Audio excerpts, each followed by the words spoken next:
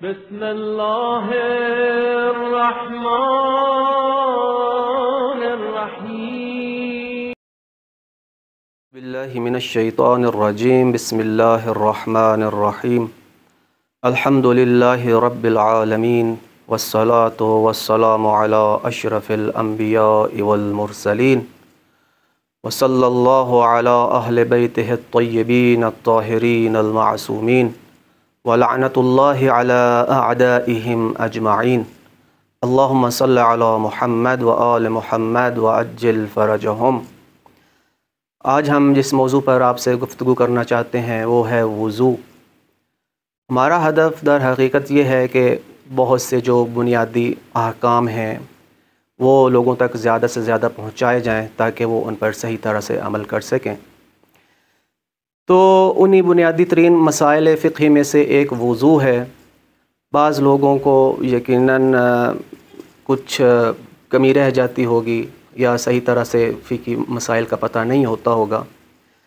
तो हदफ हमारा सिर्फ़ ये है कि वो मसाइल जो हैं आप तक पहुँचाए जाएँ और उस पर सही तरह से अमल हो सके। तो आज के इस टॉपिक में हम वाजिबात वुज़ू और मुस्तहब्बात और मुब्तलात वुज़ू और इसके अलावा वुज़ू की सही होने की शराइत ये हम आपको बताएंगे। तो सबसे पहले हम शुरू करते हैं वाजिबात वुज़ू से। वाजिबात वुज़ू में 4 चीज़ें हैं। नंबर 1 चेहरे का धोना, नंबर 2 दोनों बाजुओं का और हाथों का धोना, नंबर 3 सर का मसा और नंबर 4 पाँव का मसा। तो इसमें थोड़ी सी तफसीलात हैं जिनका बयान करना ज़रूरी है। तो सबसे पहले आप अपने दाएं हाथ में पानी लें और उसको अपने चेहरे पर डालें और कोशिश करें कि पानी जो है आप अपने माथे पर डालें ताकि पानी जो है वो ऊपर से नीचे की तरफ थोड़ी तक बहे। तो इसमें यह है कि आप पानी चाहे 1 दफ़ा डालें या 4 दफ़ा डालें, जितनी दफ़ा भी आप डालना चाहें आप पानी डाल सकते हैं। चंद दफ़ा पानी डालने के बाद आप जो है माथे के बालों से, यानी कि जो सर के बाल जो माथे से यहाँ से शुरू हो रहे हैं वहाँ से आप हाथ फेरें और नीचे की तरफ लाएं। अगर आप हाथ नीचे से ऊपर की तरफ फेरेंगे तो इससे वुज़ू में इश्काल है, वुज़ू बातिल है।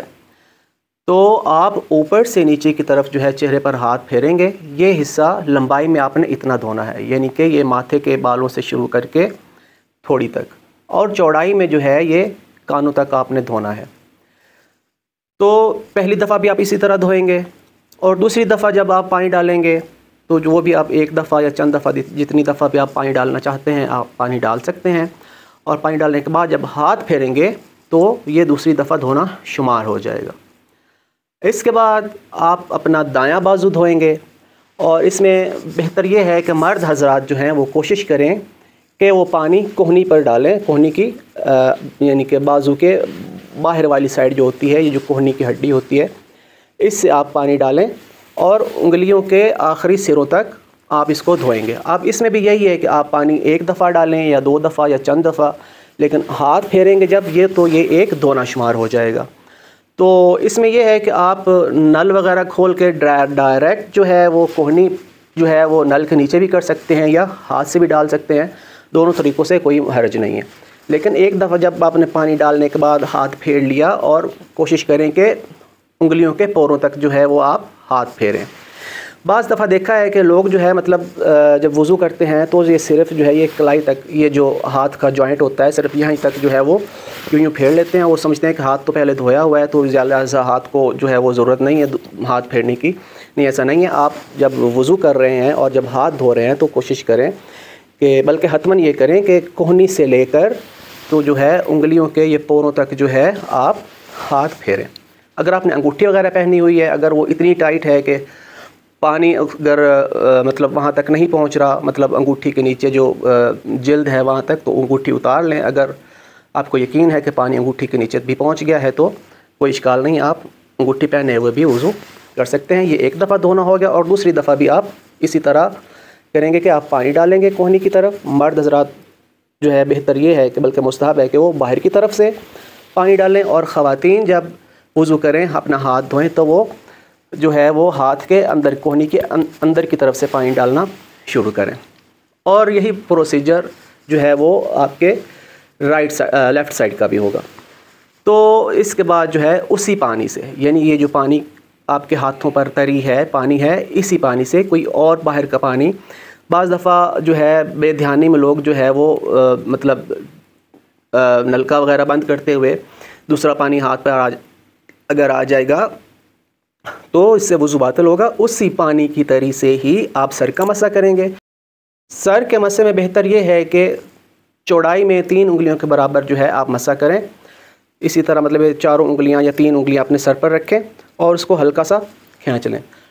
ये इसमें ख्याल रखें कि आप इतना ना खींचें कि आपके जो हाथों की वो सर के मसे की तरी जो है वो आपके माथे के पानी से तरी से जो है वो मिल जाए, तो इसमें एहतियात करें। और इसमें एक चीज़ जो बताना ज़रूरी समझता हूँ वो ये है कि बाज़ दफ़ा ख़वातीन के साथ बाल लंबे होते हैं, अगर उन्होंने हेयर स्टाइल इस तरह बनाया हुआ है कि मतलब इस साइड के बाल ये दूसरी तरफ आ जाएं और वो इसी तरह ऊपर से मसा कर लें, तो इसमें इश्काल है, मसा नहीं होगा। बेहतर ये है कि ख़वातीन मांग निकाल लें दरमियान में से और फिर मसा करें। अगर इस तरह मतलब नहीं करना चाहती या उनका हेयर स्टाइल अगर ख़राब होने का कोई डर है, तो कम से कम ये जो उंगलियां हैं वो अपने बालों के अंदर मतलब थोड़ा सा ले जाएं गहराई में कि उनकी सर की स्किन से जो है उनकी उंगलियां टच करें और बस हल्की सी उसको जुम्बश दे दें, हल्का सा उसको खींच लें, तो आपका इस तरह वज़ू ठीक हो जाएगा। इसी तरह मर्द हजरात भी इसी तरह, जिनके बाल लंबे होते हैं, इनके एक साइड के बाल दूसरी तरफ अगर आए हुए हैं, तो वो भी जो है ज़रूरी है कि मांग निकाल लें तो फिर मसा करें, या फिर ये कि इसी तरह मतलब बालों के अंदर अपनी उंगलियां घुसाएं और सर की स्किन पर जो है आपकी उंगलियां टच करें और उसको हल्का सा खींचें। इस तरह आपका वज़ू कंप्लीट हो जाएगा। और इस पाँव का मसा भी ये इस तरह है कि फ़र्ज़ करें कि ये मेरा पाँव है, ये नाखूनों के जो आगे हल्की सी जो स्किन होती है, तो कोशिश करें कि वहाँ से जो है आप मसा स्टार्ट करें। मतलब इस तरह हाथ रखें और इस तरह जो है वो पाँव के जॉइंट तक जो है उसको खींच के ले जाएं, राइट हैंड से राइट पाँव पर और लेफ़्ट हैंड से लेफ़्ट पाँव पर। तो ये अब आपका वज़ू जो है कंप्लीट हो गया और सिर्फ़ यही वाजिब वज़ू है। बाज़ दफ़ा लोग मुस्तहब्बात में और वाजिबात में जो है वो मिक्सअप कर देते हैं। तो वाजिब वज़ू सिर्फ़ यही है। इसके बाद जो हम बताएंगे वो मुस्तहब्बात हैं। मुस्तहब्बात में अभी कुछ दिन पहले जो है किसी ने ये सवाल किया था कि मतलब वज़ू किया है और उससे पहले वाशरूम नहीं गए तो क्या वज़ू सही है। तो वाशरूम जाना और जितने मुस्तहब्बात हैं ये ख़ुद वज़ू का हिस्सा नहीं है, ये सिर्फ़ इसलिए होते हैं कि आपका वज़ू जो है वो कामिल तर हो जाए, सवाब आपको बहुत ज़्यादा हो जाए। तो वाशरूम जाना मुस्तहब है। इसके बाद जो है जब आप वज़ू करने लगें तो बिस्मिल्लाह पढ़ना ये मुस्तहब है। हाथ धोना पहले वज़ू से पहले ये कलाइयों तक हाथ धोना ये भी मुस्तहब है।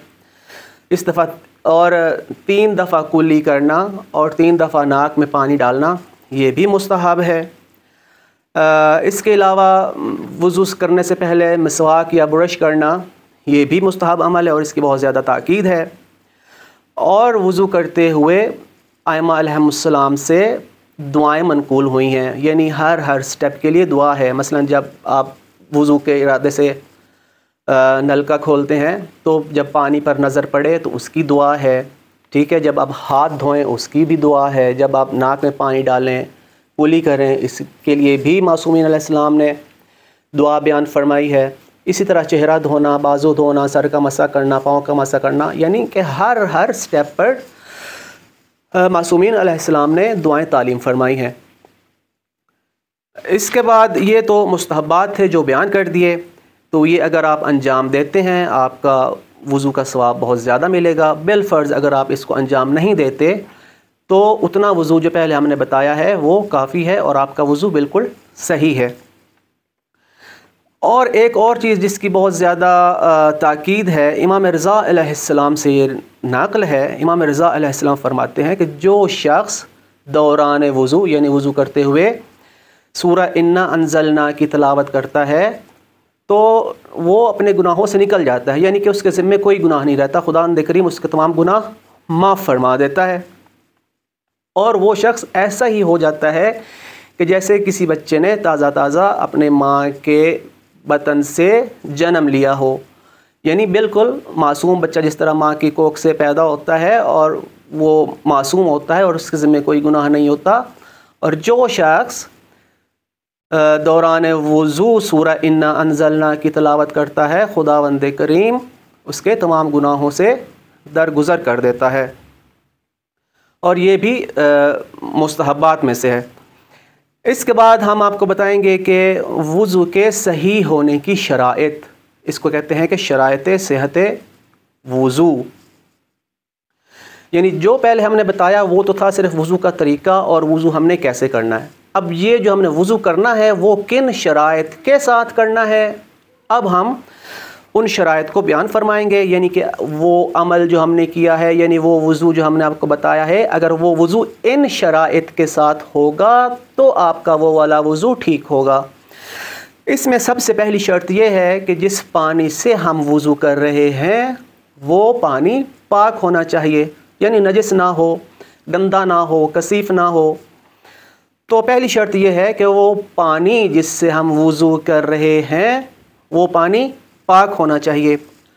दूसरी शर्त क्या है वुज़ू के सही होने की, कि पानी मुतलक हो। यानी क्या मतलब, मुतलक पानी से मुराद ये है कि पानी सिर्फ पानी हो, खालिस पानी ना हो, उसमें कोई चीज़ मिली हुई ना हो, कोई मिलावट ना हो। यानी जिस तरह आप कह लें कि जैसे ये अर्के गुलाब वगैरह होता है, कोई शख्स कहे कि मैं अर्के गुलाब से वुज़ू कर लेता हूँ, तो उसका वुज़ू सही नहीं है क्योंकि वो पानी नहीं है, वो अर्के गुलाब है। या इसी तरह मिसाल के तौर पर अगर पानी में चीनी घोल दी जाए तो ज़ाहिरन तो पानी है, अगर उसमें कोई कलर वगैरह नहीं हो तो पानी जैसा ही लगता है, लेकिन वो पानी नहीं है, वो शरबत, उसमें चीनी घोली हुई है, वो मुज़ाफ़ हो चुका है। इसी तरह अगर पानी में कोई रंग वगैरह हो तो उससे भी वुज़ू नहीं हो, सिर्फ साफ़ और ख़ालिस पानी ही होना चाहिए। तो ये दूसरी शर्त है वुज़ू के सही होने की। तीसरी शर्त, पानी गस्बी ना हो, यानी जिस पानी से आप वुज़ू कर रहे हैं वो पानी गस्बी नहीं होना चाहिए, यानी कि वो आपका अपना पानी हो, किसी से छीना हुआ ना हो, किसी का चोरी किया हुआ ना हो। तो पानी गस्बी नहीं होना चाहिए, पानी आपका अपनी मलकियत होनी चाहिए। या ये है कि अगर आपकी अपनी मलकियत नहीं है तो आप किसी से इजाज़त ले लें कि भाई मुझे पानी चाहिए, मैं इससे वुज़ू करना चाहता हूँ। चौथी शर्त क्या है वुज़ू के सही होने की, वो ये है कि आज़ाए वुज़ू पाक होने चाहिए। यानी जब आप वुज़ू कर रहे हों तो वुज़ू से पहले जो है वो जो आपका चेहरा और आपका हाथ, आपका सर जहाँ पर आप मसा करना चाहते हैं और आपके पाँव जहाँ पर आपने मसा करना है वो पाक हों, यानी कि सिर्फ़ आज़ाए वुज़ू पाक हों। ठीक है। फॉर एग्ज़ाम्पल अगर नजासत आपके बदन के किसी दूसरे हिस्से पे लगी हुई है, यानी कि आज़ाए वुज़ू नहीं है, अगर वहाँ नजासत अगर लगी हुई है तो कोई हरज नहीं, आपका वुज़ू सही होगा। ठीक है। लेकिन जब आप नमाज़ पढ़ेंगे तो नमाज के लिए ज़रूरी है कि आप अपने बदन की दूसरी नजासतों को भी साफ़ करें। लेकिन अगर वुज़ू के आज़ा पर नजासत होगी तो पहले आप उसको हतमन पाक करेंगे, इसके बाद आपका वुज़ू ठीक होगा।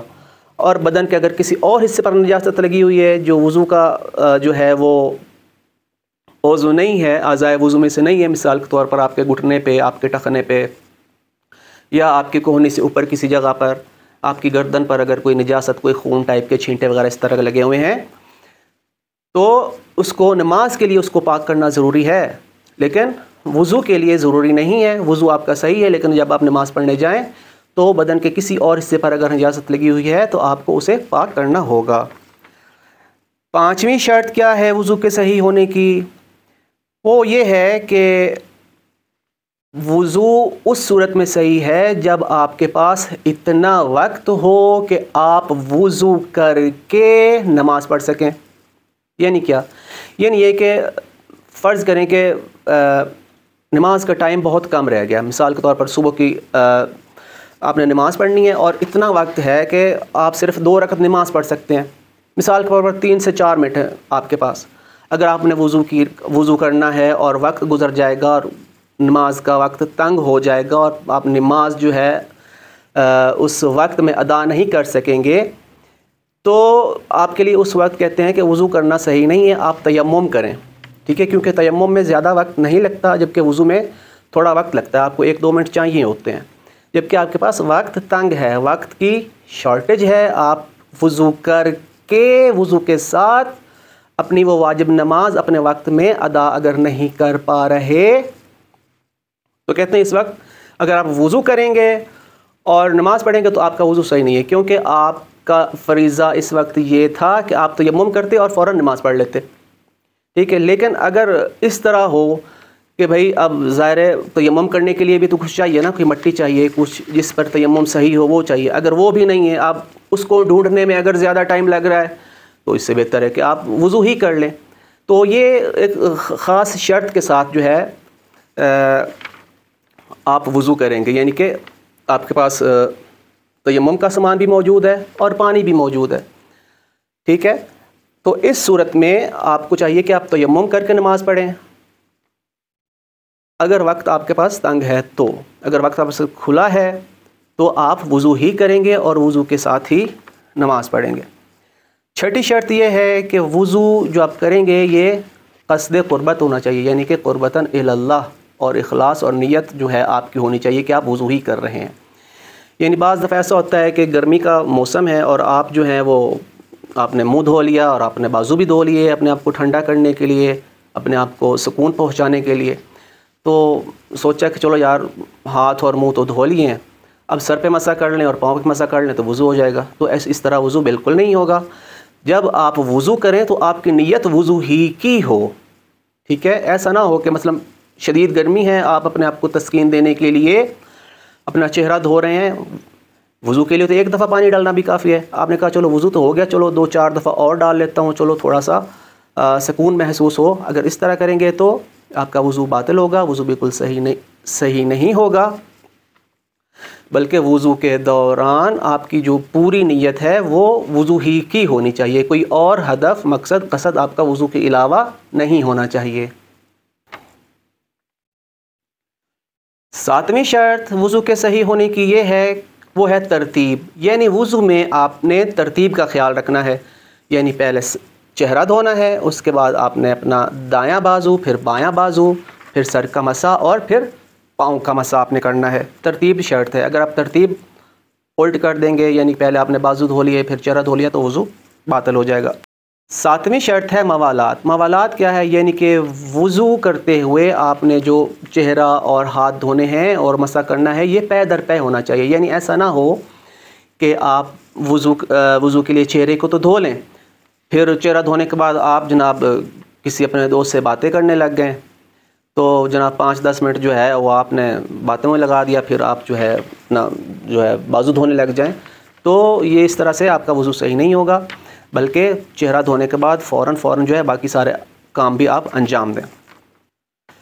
इसके बाद जो शर्त है वज़ू के सही होने की, वो ये है कि अगर इंसान सही और सालिम है और वज़ू ख़ुद अंजाम दे सकता है तो वो ख़ुद वज़ू करे। ऐसा ना हो कि कोई दूसरा शख्स उसको वज़ू कराए, यानी कि उसके चेहरे पे पानी डाले या मसलन उसकी हेल्प करे, बल्कि एक सेहतमंद इंसान जो सही सालिम है, मरीज़ नहीं है, वो ख़ुद अपने हाथों से सारे आमाल वज़ू के अंजाम दे। हाँ, अगर कोई शख्स मरीज़ है, इस चीज़ पर कुदरत नहीं रखता कि वो ख़ुद वज़ू करे, तो उसको कराया जा सकता है, लेकिन सेहतमंद और सही और सालिम शख्स ख़ुद ये सारे काम वज़ू के अंजाम दे। इसके बाद जो वज़ू के सही होने की शर्त है वो ये है कि वज़ू करने वाले शख्स के लिए पानी का इस्तेमाल करना बायसे ज़रर ना हो। मिसाल के तौर पर बाज़ दफ़ा ऐसे कोई मरीज़ होते हैं, शख्स होते हैं जिनका पानी को इस्तेमाल करना उनके लिए ज़रर का बायस होता है। अगर उसको पता है कि पानी उसके लिए बायसे ज़रर है और फिर भी वो वज़ू करता है, तो उसका वज़ू बातिल है। तो उस शख्स को चाहिए कि वो तयम्मुम करे, पानी का इस्तेमाल ना करे। आखिरी शर्त यह है कि आज़ाए वज़ू पर कोई ऐसी चीज़ ना हो जो पानी के बदन तक पहुँचने में माने वाक़े हो रही हो, यानी कि जिस्म पर मतलब चिकनाहट ना हो, ऐसी चिकनाहट जो पानी को जल्द तक पहुँचने में माने हो रही हो, या कोई और मसलन टेप वगैरह लगी हुई ना हो। जैसे ख़वातीन नेल पॉलिश लगाती हैं, अगर नेल पॉलिश लगा कर वज़ू करेंगी तो वज़ू नहीं होगा, क्योंकि वो नेल पॉलिश या पेंट वगैरह इस टाइप की कोई चीज़ जो है वो हायल हो रही है। पहले उस चीज़ को अपनी जल्द से साफ़ करें, इसके बाद आपका वज़ू सही होगा। ये हमने जो बताई आपको, ये वज़ू के सही होने की शराइत हैं।